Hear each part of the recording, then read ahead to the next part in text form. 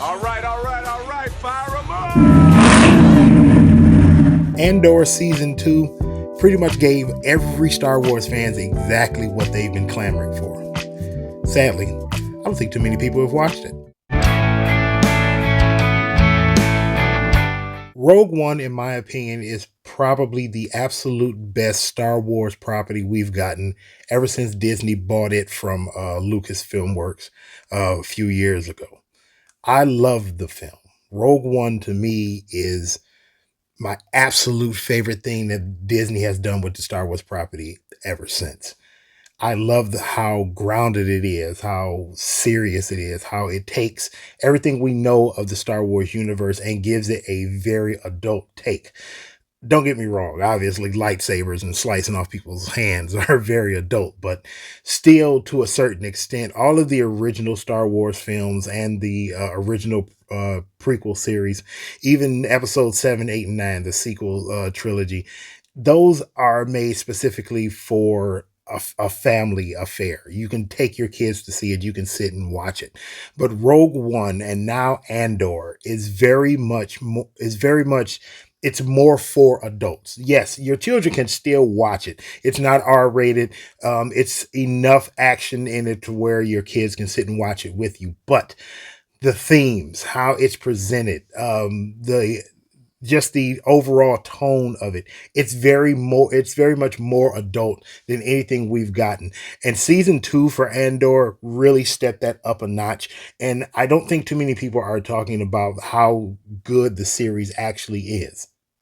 So after Rogue One debuted, I wanted more of that particular tone within the Star Wars universe. And I thought we would actually never get it. And then in 2022, we got the first season of Andor. And now we have the second season of Andor in the books. And I think how they've presented Andor going forward, that's how Disney should do pretty much all of its Star Wars properties. A little bit more adult. Yes, the kids can sit there and watch it, but tonally and thematically, it's going to be more mature it's going to be for a more mature audience. I'm not saying you have to take out the fun of it all, the lightsabers and the Jedi, and you don't have to take out all of those, but there's enough room within the Star Wars universe to tell all of these smaller stories and to make just watching Star Wars more than just everything that has to do with the Skywalker family. I honestly believe more people have not watched Andor because they've been jaded with the show The Acolyte and with Skeleton Crew because it's more for a kid friendly audience. I think a lot of people kind of didn't know how to judge Andor going forward, but it is a fantastic show, and I'm really at a loss for words to tell you just how much I like the show. Everything about it is almost pitch perfect. Tonally, it's grittier, it's more grounded. We see how the seeds of rebellion grow. So at the end of Rogue One, we know that in the film they stole the plans for the Death Star and they passed it off. But even with that film, that's the story they were trying to tell, there are other, like I said, there are other smaller stories that they can tell within these the television series that they can do going forward. And the one that they're telling in Andor is how the rebellion itself, how it grew from smaller incidents that happened while under Imperial rule. You have the Gorman massacre, which happens in season 2, which we absolutely which we see in I want to say episode 7. I forgot exactly episode, but we do see it in season 2. We have all of these things with Cassian stealing the TIE fighter in episode 1. It's just so many things that happen under Imperial rule that cause people to say, you know what?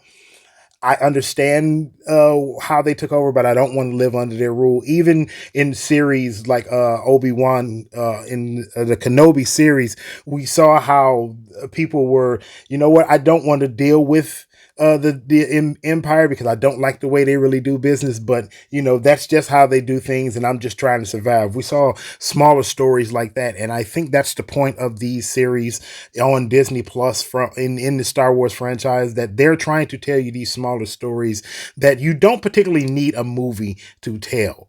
Rogue One, I think, was the perfect vehicle for a smaller story to be told on screen because you had more than just the crew itself trying to steal the Death Star plans. You had the the story of Jane Erso and her father Galen. You had this crew, this ragtag crew coming together, how the few Jedi that are left, the people who still believe in the Force, how they're getting along after Order 66 had been enacted. So a movie like that, I understand, but there are smaller stories like Andor that can be told in a television series. And I believe that going forward, like I said before, this is the way that they should be doing business when it comes to Star Wars while it's owned by Disney. The main thing that makes Andor work so well, season 1 and season 2, but specifically season 2, one of the things that makes it work so well is the character action. Every single character that you come across, if it's Cassian Andor played by Diego Luna, you have Stellan Skarsgård, you have so many other characters like Daedra.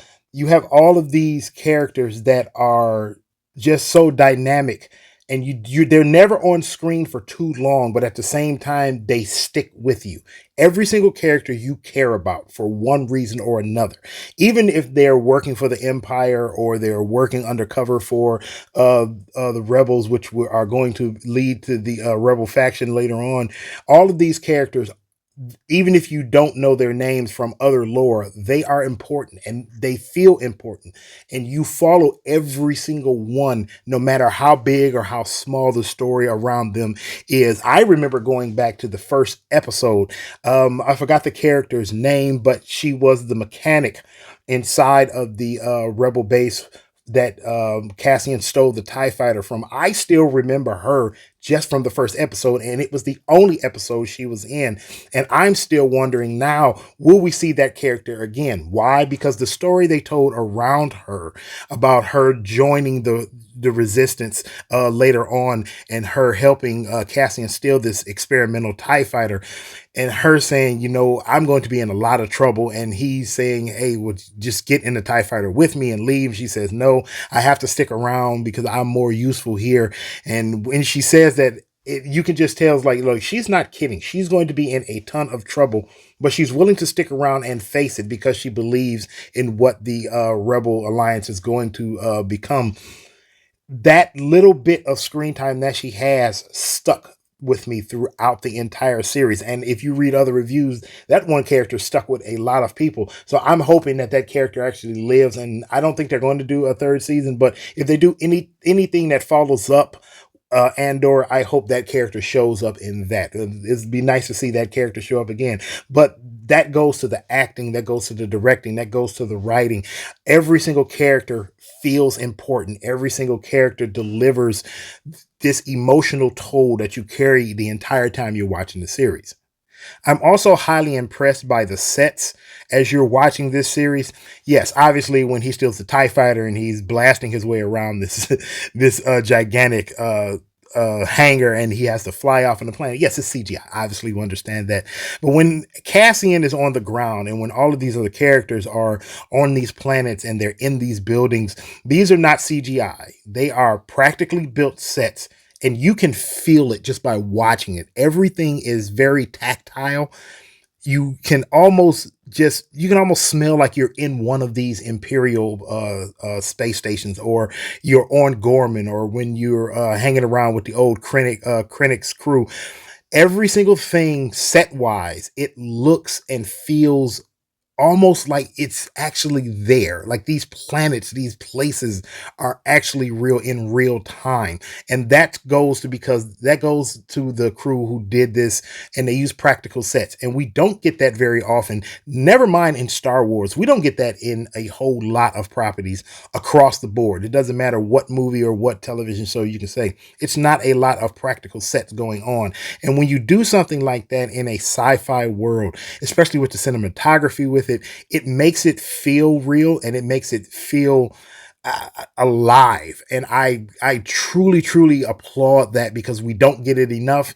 And just watching it, I love the fact that they did that. And I hope going forward they do more practical sets and practical effects within Star Wars. And I would say one of the main things that made me love season 2 of Andor and just Andor overall, going back to the beginning, is that it does not shy away from topics that something like this would usually shy away from. We see the corruption within it, within the imperial system. We see we see drug use. After that, we see so many things that if this system were to literally be imposed right now in real life, and in throughout history, we've seen systems like the Empire within Star Wars imposed, like under the Nazi regime. We see all of these things that would actually happen under a regime like this, and they do not shy away from it whatsoever. We see genocide, and we see so many so many things that most other series, if especially sci-fi, would shy away from and not talk about. They would hint at it, but never actually, show it to you. In this series, they do not shy away from it. They don't just hint at it. It's right there in front of you. It's palpable. It's very much thrown in your face and said, "Hey, this is real. This is what's going down. This is what happens under Empire rule. This is where the seeds of rebellion that we catch later on in the actual timeline of Star Wars. This is how it all got started because of things like this." And like I said, most shows, most films shy away from things like that. This does not, and I truly, truly appreciate the writers and the directors for not shying away from those things. At the beginning of the Andor series, I was wondering how the logistics of how they were going to drop the episodes was really going to work. If you didn't know, the 12 episodes, they were split up into 3 episode blocks, 3 episode blocks, I should say. And each 3 episode block was 1 year of Cassian's life as this run up to being the prequel to Rogue One. So the first 3 episodes is 1 year, second 3 episodes is second year, and so on. And I was wondering how that was going to work. I kind of figured it was going to just be, hey, we got 12 episodes and we don't want this to run too long, so we'll drop 3 episodes at a time. But it's not really that. These 3 episode blocks are literally a year within Cassian's life, but it gives you this own self-contained story within the overarching story of the entire series. And did not expect it to be as good as we got it. I was expecting it to be okay with how they released it. And in the end, I was going to say, well, it didn't matter. They could have released 1 episode per week and we'd have been all right. But no, I don't think so. I think it was a conscious decision to say, hey, this is all 1 year, release this entire year at once in 3 episodes or however many it is. And pretty much if you look at these 3 episode blocks every single time you get it, you pretty much got an hour and a half movie, really, each time these blocks were released. And I don't think I've ever seen that with a series, and I doubt we ever see that again. And again, that is a conscious decision by directors and the head and the upper heads, Tony Gilroy, who is the showrunner for this. I think that's a conscious decision by them, and kudos to them, because I don't think you can do that with any other series, and I don't think you can do that any other time. I think doing it with this specifically because of how the timeline ran, and this is leading into the events of Rogue One. I think we won't see it again, but I do absolutely have to give a thumbs up to that.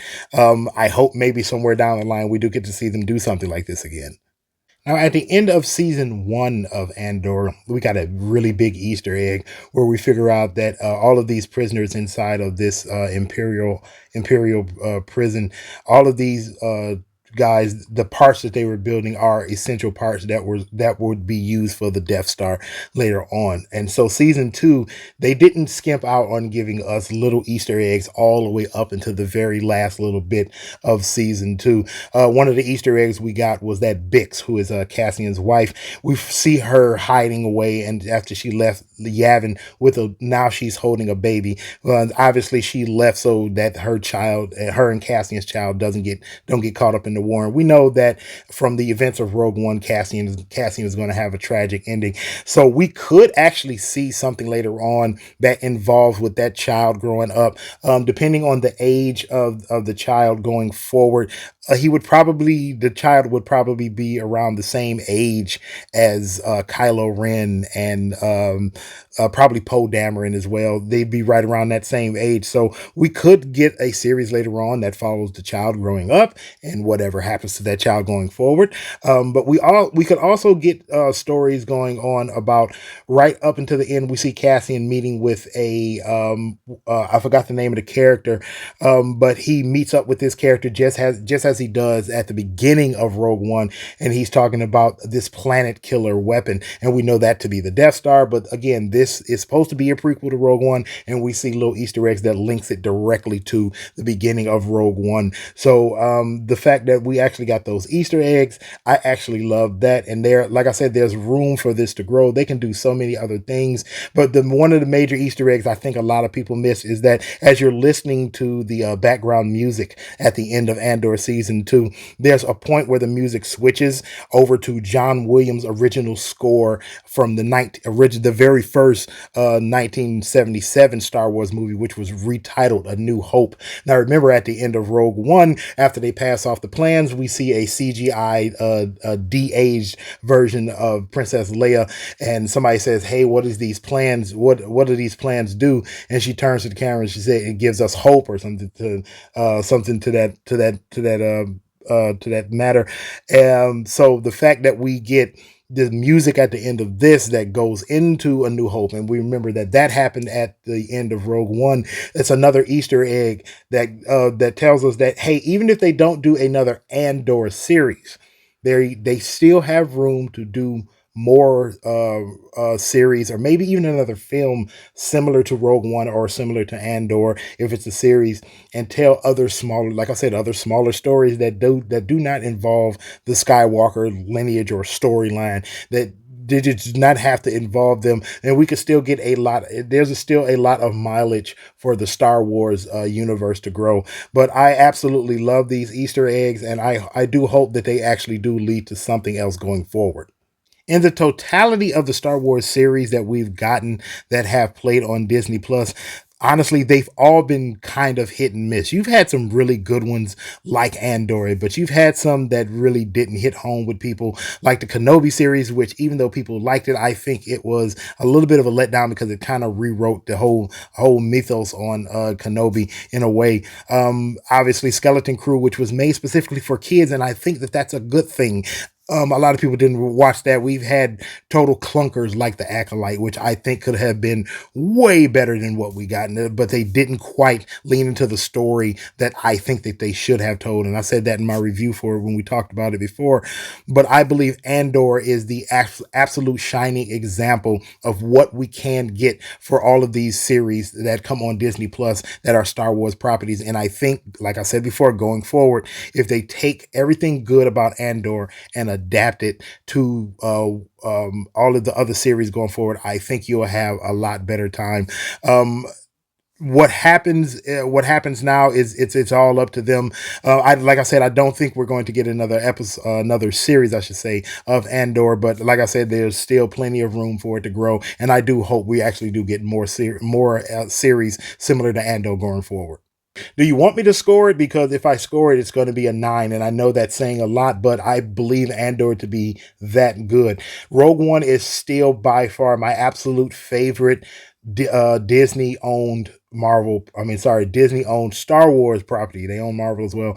It's still my absolute favorite property that they've done since they bought it from Lucasfilm. And I don't think that's ever going to change. They would have to do something way above that to make me switch off of that. But I believe Andor is right there with it. It is that good of a series. I don't think Star Wars fans really understand what they have with starting with Rogue One, but with Andor. If they, like I said before, if they adapt some of the things, just make it more grounded. Make it more realistic. Use practical effects. Use practical sets.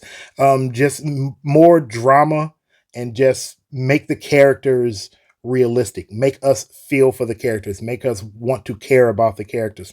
I think the stories become better, and I think the films and television shows that they do will be a hell of a lot better. Like I said, if I had to give a score, it is a 9. Andor is really that good. And I'm not just season 1, but season 2 as well. But in totality, Andor itself is a 9 out of 10. Season 2 is a 9 out of 10. Season 1 was a 9 out of 10. It is that good. And if you have not watched it, please do watch it. I guarantee you'll understand exactly why I say it. And quite honestly, go watch Skeleton Crew. It is an absolute fantastic series. You can sit there and watch it with your kids. So that's it for my review for Andor Season 2. Tell me if you watched it. Tell me what you think of it down in the comments. And we should get out of here and end this episode the same way we do with every episode. God bless. I love you and peace. See you next time.